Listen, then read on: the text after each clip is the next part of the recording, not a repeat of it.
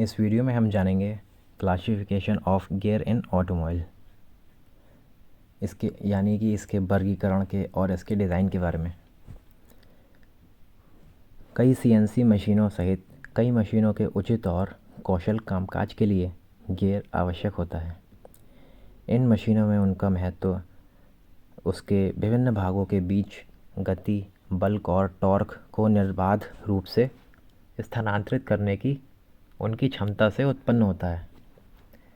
Gear के बारे में कई महत्वपूर्ण विवरण होते हैं, जिनमें उनके विभिन्न प्रकार के वर्ग और उनकी क्रिया को अधिकतम करने के तरीके शामिल होते हैं। हम इस लेख या इस वीडियो में हम जानेंगे कि इन सभी पर चर्चा करेंगे और साथ ही विनिर्माण उद्योग में गियर लगाने का सबसे अच्छा तरीका भी बताएंगे। सबसे पहले हमें गियर्स के विभिन्न मापदंडों को समझना होगा कि इसके क्या क्या मापदंड होते हैं। गियर के पैरामीटर केवल गियर की तकनीकी गुण होता है। ये पैरामीटर विभिन्न गियर भागों पर लागू होते हैं और उद्योग इंजीनियरों को उन पर ध्यान देने की आवश्यकता होती है। अब जानते हैं कि गियर में दांतों की संख्या कितनी होती है।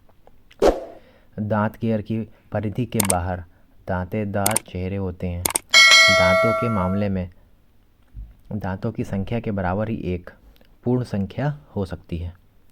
इसके अलावा गियर पर दांतों की संख्या गियर अनुपात के द्वारा निर्धारित करती है, जो गियर के व्यवहार में एक प्रभावशाली कारक होते हैं। इनकी गहराई के बारे में जानते हैं कि इनकी गहराई कितनी होती है। यह दांत के सबसे भारी भाग से दांत के निचले भाग के बीच की दूरी होती है। ठीक है, अब हम इसके मैकेनिकल सिद्धांत के बारे में जानते हैं कि गियर का मैकेनिकल सिद्धांत क्या होता है। जब आप एक यांत्रिक गियर का उपयोग करते हैं तो आप देखते हैं कि दो गियर अपने दांतों को ज्वाल में फंसा रहे हैं और इसके बाद गति का स्थानांतरण होता है। लेकिन पर्दे के पीछे क्या होता है? आरंभ करने के लिए जान लें कि गियर शाफ्ट नाम की घटक से जुड़े होते हैं। गियर का घूर्ण शाफ्ट के साथ होता है और इंटरमेशिंग में शामिल दो गियर ड्राइविंग और संचालित गियर होते हैं। ड्राइविंग गियर स्टार्टिंग में रोटेशन के लिए जिम्मेदार होता है, जबकि संचालित गियर उस गियर का प्रतिनिधित्व करता है जो ड्राइविंग गियर के प्रभाव के कारण अंतिम रोटेशन देता है। ड्राइविंग गियर का कोई भी घुमाव चालित गियर के घूमने से पूरा होता है। सभी गियर के लिए ड्राइविंग और संचालित गियर के बीच उसकी स्पीड का स्थानांतरण होता है।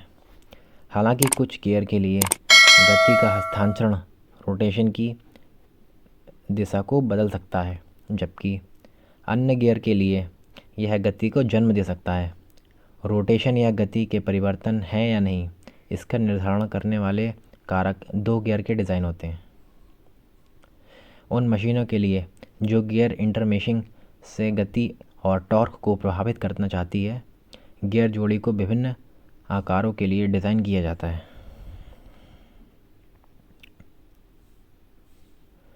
अब जानेंगे गियर्स के वर्गीकरण के बारे में।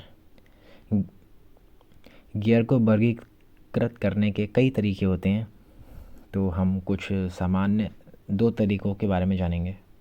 इसके मुख्य रूप से दो प्रकार भी होते हैं। दांत के आकार के आधार पर वर्गीकरण और अक्ष के विन्यास के आधार पर वर्गीकरण। तो दांत के आकार के आधार पर वर्गीकरण में ये तीन टाइप्स आते हैं। इसमें पहला होता है उलझा हुआ, दूसरा चक्रण और तीसरा आता है ट्रोकाइड। और अक्ष विन्यास के आधार पर वर्गीकरण में आते हैं समांतर, अंतर विभाजक और गैर समांतर और गैर प्रतिच्छेदी। गियर काफ़ी टाइप्स के होते हैं, तो हम इस वीडियो में उसके कुछ टाइप्स के बारे में जानेंगे कि जितने भी प्रकार के गियर होते हैं वो कैसे होते हैं, किस टाइप से काम करते हैं। हर चीज़ के बारे में आज जानकारी प्राप्त करेंगे। उनके गुणों और डिज़ाइन विशेषताओं के आधार पर विभिन्न प्रकार के गियर होते हैं।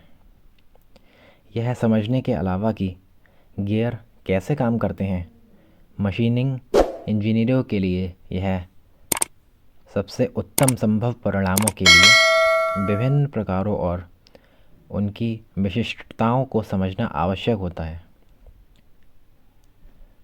जैसा कि आप फ़ोटो में देख सकते हैं, तो सबसे पहले हम बात करते हैं स्पर गियर के बारे में कि स्पर गियर होता क्या है। स्पर गियर एक सरल डिज़ाइन वाला स्पर गियर आज मशीनों में सबसे सामान्य प्रकार का गियर होता है। स्पर गियर के उस वर्ग से संबंधित है जहां दांत शाफ्ट के समांतर होते हैं। यह ध्यान रखते हुए कि इन गियरों का डिज़ाइन समांतर है और गति और शक्ति दोनों के संचरण की दक्षता आमतौर पर अधिक होती है। स्पर गियर की एक विशिष्ट विशेषता यह होती है कि वे अक्षीय दिशा में भार संचारित नहीं करते हैं। इसके अलावा जिस तरह से स्पर गियर स्थापित किए जाते हैं वह उन्हें उन प्रक्रियाओं के लिए इष्टतम गियर बनाता है जिनके लिए उच्च गति की आवश्यकता नहीं होती है। जितने भी गियर सब बने होते हैं ये मोस्टली मेटल के ही होते हैं ताकि ये अच्छे से वर्क कर पाएँ और काफ़ी लंबे समय तक चलने के बाद भी इनमें कोई ज़्यादा आसानी से दिक्कत ना आए। तो दूसरे नंबर पर बात करते हैं पेंचदार गियर के बारे में। हेलिकल गियर्स को उनके हेलिक्स आकार के कारण यह नाम दिया गया है। ऐसे हेलिकल स्प्रिंग्स के समान होते हैं ये। इसको हेलिकल गियर भी कहा जाता है। यह स्पेयर गियर की तरह हेलिकल गियर का उपयोग आमतौर पर विनिर्माण उद्योगों और मशीनों में किया जाता है। हालांकि शाफ्ट के समांतर स्थित दांतों वाले स्पर गियर के विपरीत हेलिकल गियर के दांत शाफ्ट के एक कोण पर सेट होते हैं। इसके अलावा गति और गति संचारित करते समय अधिक दांत शामिल होते हैं, जिसका अर्थ है कि पेंचदार गियर अधिक भार ले जाने की क्षमता रखते हैं स्पर गियर के मुकाबले और अन्य गियर के मुकाबले भी। फिर पेंचदार गियर अक्षीय दिशा में भार संचारित करते हैं जिससे एक जोर बल बनता है और बियरिंग की आवश्यकता होती है। हेलिकल गियर उन ऑपरेशन के लिए बिल्कुल सही होते हैं जिनके लिए उच्च गति की आवश्यकता होती है, यानी जिनकी गति अगर ज़्यादा होती है तभी इसकी आवश्यकता पड़ती है। पेंचदार गियर के विभिन्न रूप होते हैं जैसे कि सिंगल या double helical gear, screw gear, herringbone gear, rack gear. ये सब तो अन्य टाइप होते हैं। तो हम जानेंगे अब सिंगल या डबल हेलिकल गियर के बारे में। इस पर निर्भर करते हुए कि गियर में एक या दोनों हेलिक्स पर दांत होते हैं, हेलिकल गियर को दो में विभाजित किया जा सकता है। यदि दांत केवल एक हेलिक्स पर बने होते हैं तो गियर एकल हेलिक्स होता है, और दांत किस हाथ यानी बाएं या दाएं पर हैं इससे कोई फ़र्क नहीं पड़ता है तब तक कि केवल एक तरफ ही दांत हों। हालांकि दोनों हाथों पर दांत हों तो गियर को डबल हेलिक्स के रूप में जाना जाता है। डबल हेलिक्स गियर में दोनों चेहरों के बीच एक गैप होता है, तो दो उप प्रकारों में से डबल हेलिकल गियर अधिक कुशल होते हैं और गति को स्थानांतरित करते हैं। क्योंकि दोनों दांतों का ओवरलैप अधिक होता है। अब बात करते हैं स्क्रू गियर के बारे में। स्क्रू गियर एक ही हाथ में हेलिकल गियर की एक जोड़ी होती है और 45 डिग्री के कोण पर काम करते हैं। उनका डिज़ाइन कई फास्टनरों के समान होता है। ये गियर आमतौर पर उन गियर पर काम करते हैं जो ना समांतर होते हैं और ना ही प्रतिच्छेदी होते हैं। पारंपरिक हेलिकल गियर के विपरीत स्क्रू गियर में संपर्क बिंदु के रूप में केवल एक दांत होता है जो उच्च शक्ति और भार ले जाने की उनकी क्षमता को प्रभावित करता है। अब हम बात करेंगे तीसरे गियर के बारे में, हेरिंगबोन गियर। इस प्रकार का हेलिकल गियर डबल हेलिक गियर के समान होता है। अंतर यह होता है कि हेरिंगबोन गियर छोटा होता है और दोनों चेहरों के बीच कोई जगह नहीं होती है।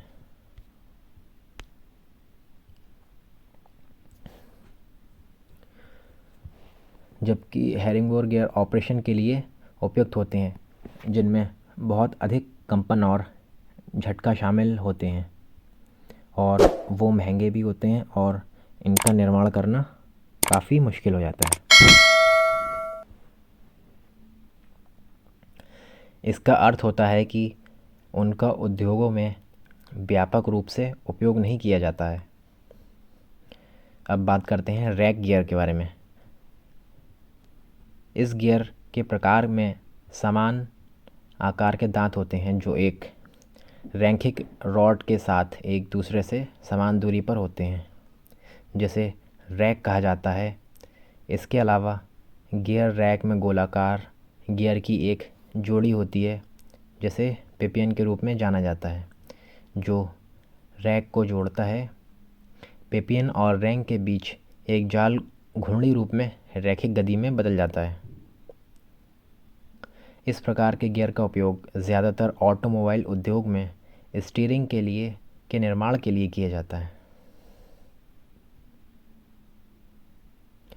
अब हम बात करेंगे बेवेल गियर के बारे में।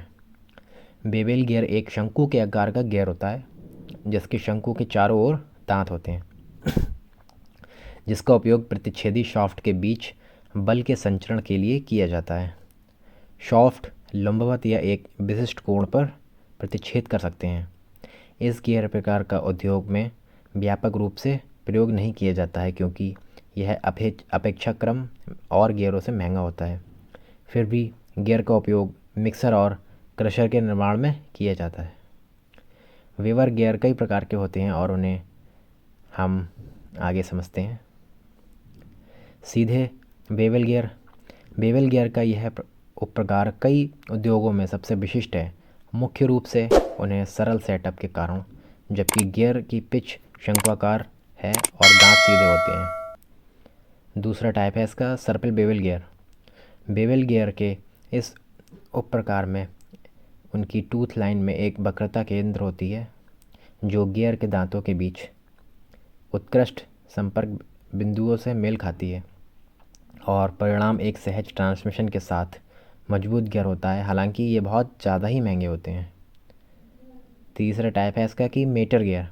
यदि बेवर गियर का अनुपात 1 है तो मेटर गियर कहा जाता है। यह ध्यान होने देने योग्य महत्वपूर्ण विशेषता है कि इस प्रकार के गियर का अनुपात 400:1 तक हो सकता है। यदि गति कुशल ट्रांसमिशन की आवश्यकता वाले संचालन के लिए मेटर गियर सबसे अच्छे लेवल होते हैं। चौथे नंबर पे आता है इसका टाइप हाइपोइड गियर। सर्पिल बेवर गियर और हाइपोइड बेवर गियर के बीच एक आश्चर्यजनक समानता होती है, जिसमें प्राथमिक अंतर यह है कि शाफ्ट प्रतिच्छेद करता है या नहीं। यदि वे ऐसा करते हैं तो वेवर गियर को सर्पिल के रूप में जाना जाता है, लेकिन यदि वे नहीं करते हैं तो गियर हाइपोइड होता है। अन्य प्रकार के वेवर गियर भी शामिल होते हैं जैसे पेचदार वेवर गियर, कोणीय bevel gear, crown gear, zero bevel gear.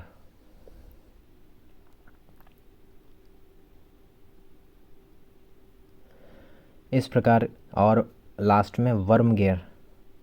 इस प्रकार का गियर दो महत्वपूर्ण घटक होते हैं, वर्म और वर्म व्हील, जो केवल शाफ्ट और मैटिंग गियर होते हैं।